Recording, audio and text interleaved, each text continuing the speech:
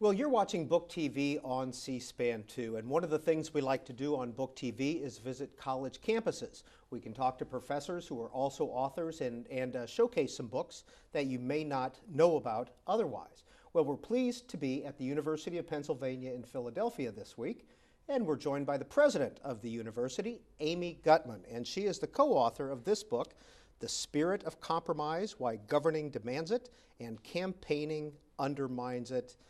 President Gutmann, are we a politically compromising nation? We were created in compromise. A lot of people think of the Revolutionary War, which separated us from our mother country. But if you recall, I know you weren't there then, Peter, but if you recall, historically speaking, our founding fathers crafted a compromise that created the Constitution. They were as polarized as any set of Americans have been throughout our country and our history.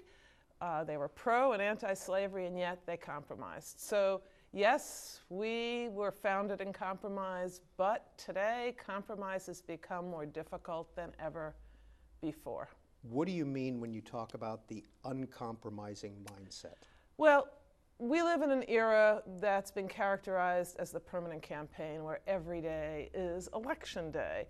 And campaigning and electioning make for uncompromising mindset. You stand on your principles, you mobilize your base, you draw in endless amounts now of money.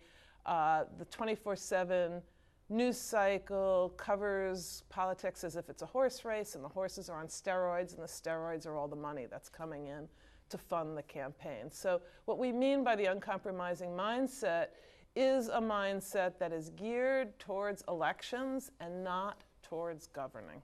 President Gutmann, you write in this that you and your co-author, Dennis Thompson, as we observed the changing scene in American politics, we came to believe that the general problem could be addressed by concentrating on a particular institution, the United States Congress. Why is that? Well, if you want to see in vivid form the problem with the uncompromising mindset, look no further than the Congress, the 112th Congress in Washington.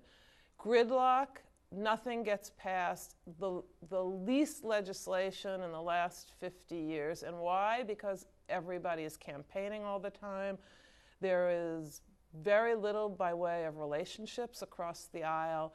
And we went up to the brink of the debt ceiling crisis before compromise was reached, which was routine in the past. So we thought that by focusing on the problem of Congress, whose popularity is at all-time lows, John McCain said you could account for the 9% popularity of Congress during the debt ceiling crisis by blood relatives and paid staffers. We thought by focusing on Congress, we could both diagnose the problem and give some prescriptions for how to overcome it. What's one of those prescriptions? Well, one of those prescriptions is very simple, which is congressmen need to exercise leadership by mixing mindsets, by putting aside the campaigning mindset long enough to govern, and adopting the compromising mindset. In order to do that, they have to have relationships, so they should spend more time in Washington, less time raising money, and people will say, oh, but that's going to hurt them in the next election. But what we say is that politicians didn't enter politics just to stand on principle. Very few people think politicians were attracted to politics because they were the most principled people in our population. They were attracted to politics because they want to govern. So it takes leadership. Leadership takes relationships. We have this phrase, which is familiarity breeds attempt.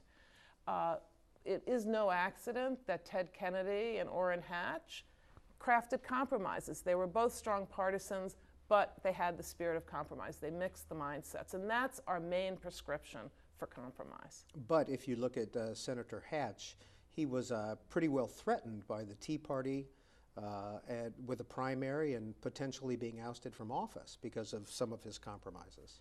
true, and we don't say it's easy. Compromise is difficult. Governing has become more and more difficult.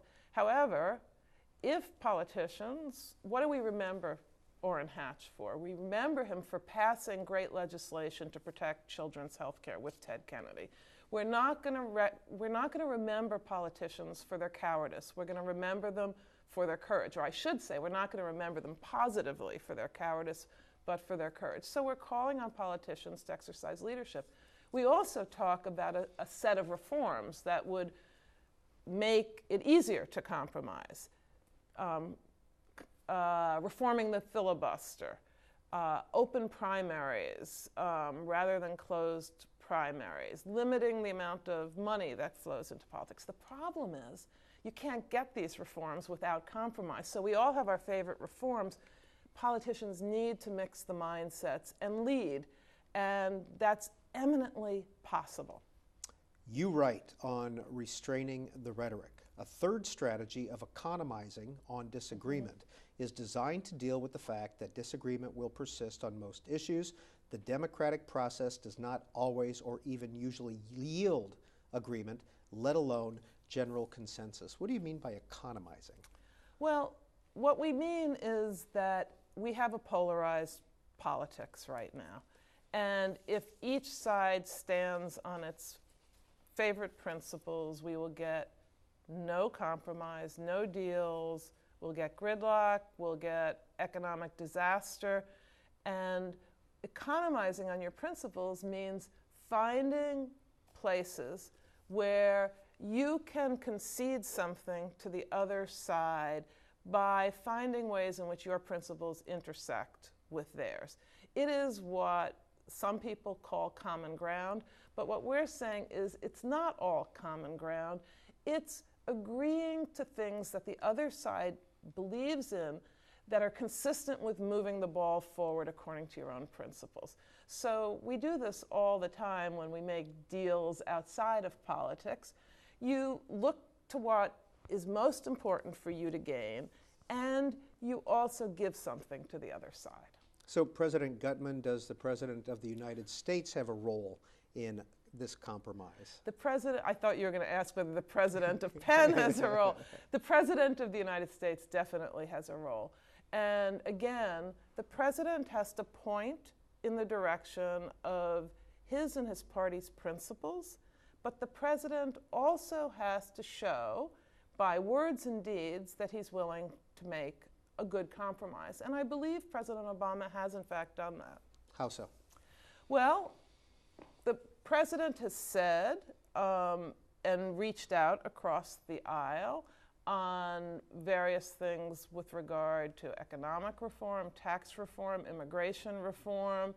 I think, while I don't have a crystal ball, I think that there is little doubt that the President would be willing to compromise if the other party is willing to meet him part of the way. Now, the other party's job is to see how much it can get for its side, and given, the issues we've been through, such as the fiscal cliff, the fact is there's no way out of these issues without compromise. But I do think we will see compromise on something like immigration reform, because demographics is destiny, and the Republicans as well as the Democrats recognize that they have to show some support for immigration reform if they're not going to, in the case of the Republicans, lose the Hispanic population permanently to the Republican Party. So the President has already, I believe, shown willingness to compromise, and all the data show that Republicans are the party that's moved further to the right than the Democrats have moved to the left, although both parties have moved to the extreme. So I think we're going to see the President, because he won the election, being tougher rhetorically about not compromising, although saying that he's open to compromise, in order to see how far the Republicans are willing to move. So we are taping this interview in the middle of the so-called fiscal cliff debate. How do you see January 1st? How would you like to see January 1st come about? Well, it is clear that the vast majority of Americans, and I am with the vast majority of Americans on this, would like to see